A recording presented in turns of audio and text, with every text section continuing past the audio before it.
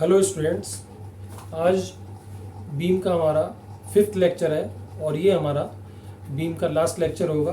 Next video जो आपको मिलेगा वो बहुत ही इंपॉर्टेंट टॉपिक जो ट्रस के नाम से जाना जाता है। तो चलिए आज अपने इस बीम वाले चैप्टर को एक न्यूमेरिकल के साथ फिनिश करते हैं। ये अपने आप में बहुत ही इंपॉर्टेंट न्यूमेरिकल है क्योंकि इस न्यूमेरिकल में जो भी बीम के अंदर है वो सारी चीज़ें एक ही न्यूमेरिकल के द्वारा आपकी रिवाइज हो जाएंगी। तो चलिए करते हैं इस न्यूमेरिकल को सॉल्व और पुरानी चीज़ों को रिकॉल करते रहते हैं साथ साथ। तो सबसे पहले हमें किसी भी न्यूमेरिकल को सॉल्व करने के लिए क्या करना पड़ता है कि हम उसका फ्री बॉडी डायग्राम बनाते हैं और फ्री बॉडी डायग्राम में दो चीज़ों को हमें कन्वर्ट करना पड़ता है। पहला कि जो भी हमारी सपोर्ट्स लगी हुई हैं उनकी वजह से जो रिएक्शंस आएंगी वो लगानी होती हैं, और दूसरा यदि बीम के ऊपर कंसंट्रेटेड लोड के अलावा यूडीएल और यूवीएल भी लगे हुए हैं तो उनको कंसंट्रेटेड लोड में कन्वर्ट करना। चलिए स्टार्ट करते हैं। तो सॉल्यूशन बीम का फिर से फ्री बॉडी डायग्राम बनाते हैं और पॉइंट सी से शुरू करते हैं। सी पॉइंट पर आपका मूवमेंट लगा हुआ है तो मूवमेंट को कोई भी हमें कन्वर्ट नहीं करना है, ये ऐसा का ऐसा ही रहेगा 50 किलो न्यूटन मीटर। अब सी से ए तक आपका ये कौन सा लोड लगा हुआ है, यूडीएल। तो हम इसको साइड में करते हैं। सी से ए तक आपका जो लोड लगा हुआ है वो है यूडीएल, और यूडीएल को कन्वर्ट करने का क्या तरीका है कि load will be equals to कितना, जितना लोड और जितनी डिस्टेंस पर काम कर रहा है मल्टीप्लाई कर दो, तो 15 इंटू 2, और क्योंकि इसकी यूनिट किलो न्यूटन पर मीटर है, इसकी मीटर है, तो मल्टीप्लाई करके आंसर आपका किलो न्यूटन में आ जाएगा। तो ये तो इतना तो लोड काम करेगा, और कहां पर काम करेगा, इसके मिडिल पॉइंट पर। तो यदि हमारा ये सी पॉइंट है, ये ए पॉइंट है, तो इसके मिडिल पॉइंट पर आपका 30 किलो न्यूटन का लोड काम करेगा, और ये डिस्टेंस आपकी 1 मीटर और ये भी 1 मीटर, क्योंकि ये 2 मीटर है तो इसके मिडिल पॉइंट पर 1 मीटर। अब आप ए पॉइंट पर पहुंच गए, और ए पॉइंट पर कौन सी सपोर्ट है, ये है हिंज सपोर्ट। अब आप ये कहेंगे कि यहां पर दो रिएक्शन आनी चाहिए सर, क्योंकि हिंज सपोर्ट पर हमेशा दो रिएक्शन लगती हैं। लेकिन मेरी यदि आप लास्ट वीडियोस देखेंगे जिसमें मैंने बीम की थ्योरी पढ़ाई थी, तो आपको एक लाइन बहुत ही इंपॉर्टेंट बताई थी कि यदि हिंज सपोर्ट कॉर्नर में लगी हुई है तो आपको हमेशा दो रिएक्शन लगानी है, जैसा कि लास्ट क्वेश्चन में करा था हमने। लेकिन यदि बीम के किसी भी बीच में कहीं पर ये वाली सपोर्ट लगी हुई है तो वहां पर केवल और केवल एक ही रिएक्शन प्रोड्यूस होगी, और वो भी परपेंडिकुलर टू द बीम। तो ए पॉइंट पर अब हमारी एक रिएक्शन आ गई आर ए, यहां तक पहुंच गए हम। अब आप देखिए ए से डी तक, क्योंकि ये 90 डिग्री यहां पर है और ये 90 डिग्री यहां पर भी है, तो हमारे पास दो यूडीएल बन रहे हैं।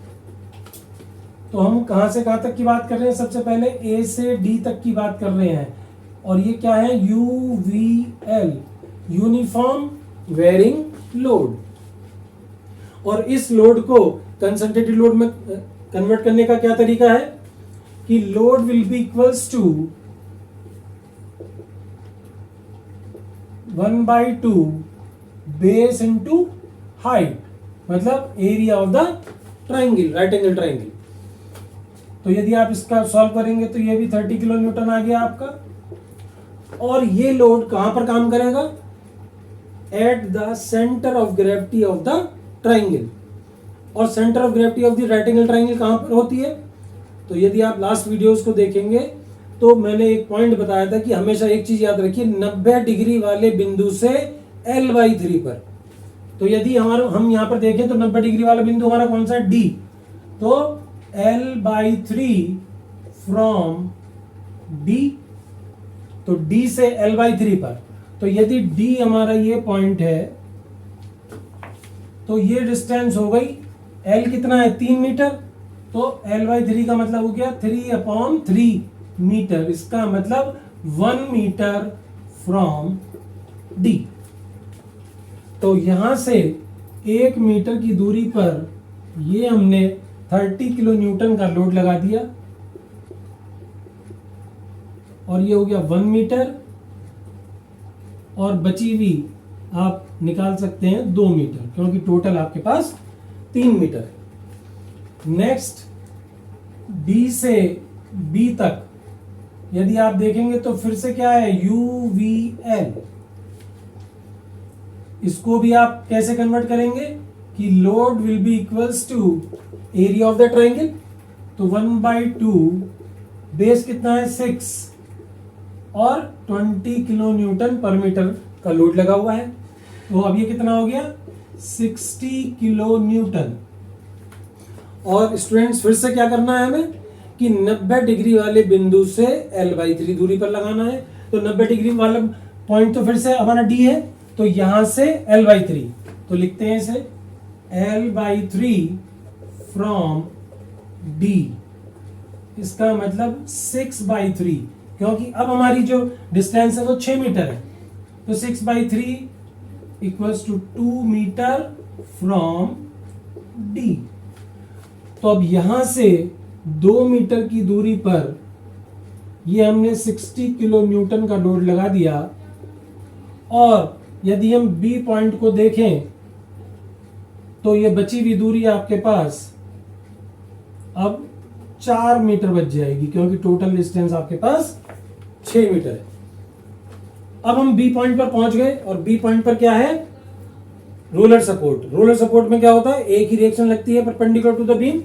तो यहां पर आपने RB perpendicular to the beam लगा दी, और अंत में हम E पॉइंट पर पहुंच गए, जहां पर क्लॉकवाइज 80 किलो न्यूटन मीटर का एक मोमेंट लगा हुआ है, और ये डिस्टेंस हमारे पास 2 मीटर है।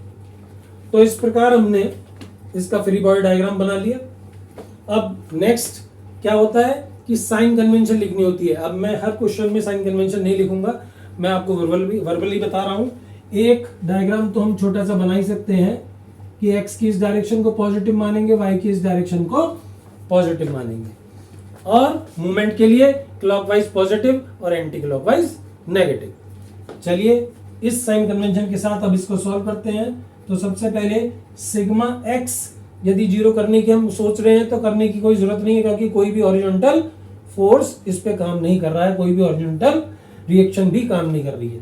तो हम सीधे क्या करेंगे, सिग्मा वाई बराबर 0।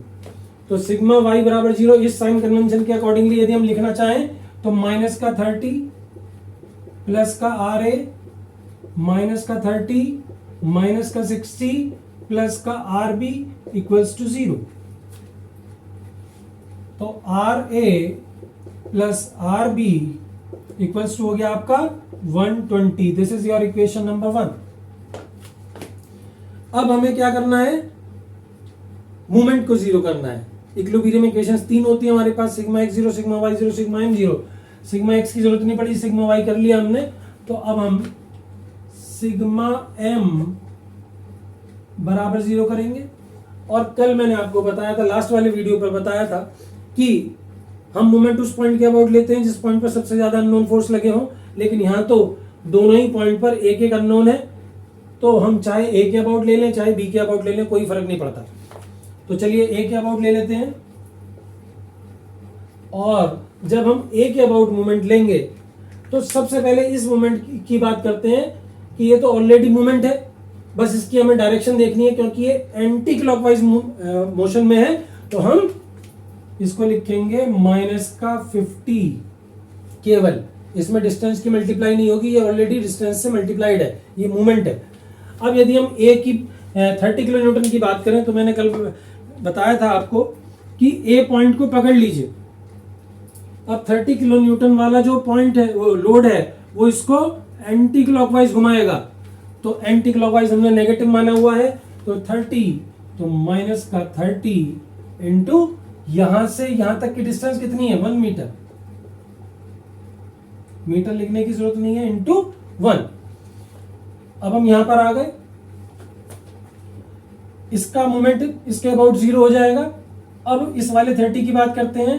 30 इंटू 2, और ए पॉइंट के अबाउट यदि आप देखेंगे तो 30 इंटू 2 क्लॉकवाइज, 60 इंटू जो भी डिस्टेंस आएगी वो भी क्लॉकवाइज, तो ये प्लस का आएगा, प्लस का 30 इंटू 2, फिर आएगा आपका प्लस का 60 इंटू डिस्टेंस देखिए यहां से 2 1 3 3 एंड 2 5, तो 60 इंटू 5, और माइनस का आर बी इंटू यहां से यहां तक की टोटल डिस्टेंस 2 1 3 3 एंड 6 9, और अब हम यहां पर पहुंच गए। अब इसके बाद यहां पर देख रहे हैं तो ये मूवमेंट ऑलरेडी काम कर रहा है, लेकिन ये मूवमेंट हमारा क्लॉकवाइज है, तो हम इसे क्या लिखेंगे, प्लस का 80 किलो न्यूटन मीटर। इसमें डिस्टेंस की मल्टीप्लाई नहीं होगी and it will be equals to 0। और इस इक्वेशन के द्वारा आप आरबी को निकाल लेंगे, और आरबी की वैल्यू इन इक्वेशन 1 में रखेंगे तो आपके पास आर आ जाएगा। तो डियर स्टूडेंट्स, ये क्वेश्चन जो आपने देखा इसमें 100% बीम को रिवीजन में ले आया मैं।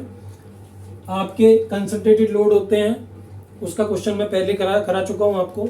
उसके अलावा यूडीएल यूवीएल दोनों हैं, मूवमेंट भी लगे हुए हैं। आपकी हिंज सपोर्ट यदि बीच में लगती है तो आपको केवल एक रिएक्शन लगानी है। रोलर सपोर्ट का भी मैंने इसमें आपको रिवीजन करा दी। तो कुल मिलाकर के इस पर्टिकुलर एक न्यूमेरिकल के द्वारा आपने अपने पूरे चैप्टर का रिवीजन कर लिया। तो आज मेरी तरफ से बीम खत्म हो जाता है, और यदि आपको ये वीडियो अच्छी लगे तो इसे लाइक करिएगा और चैनल को सब्सक्राइब करिएगा। नेक्स्ट हम जो शुरू करने वाले हैं वो बहुत इंपॉर्टेंट टॉपिक है, मैं बार बार बता रहा हूँ। ट्रस का एक न्यूमेरिकल 100% आता है और केवल 2 ही मेथड है उसमें, और मैं आपको एक लेक्चर में तो पूरी थ्योरी बताऊंगा, और नेक्स्ट लेक्चर में दोनों जो इसके मेथड्स हैं उन एक एक मेथड को बता करके और उस मेथड के ऊपर न्यूमेरिकल को समझाऊंगा। Thank you very much.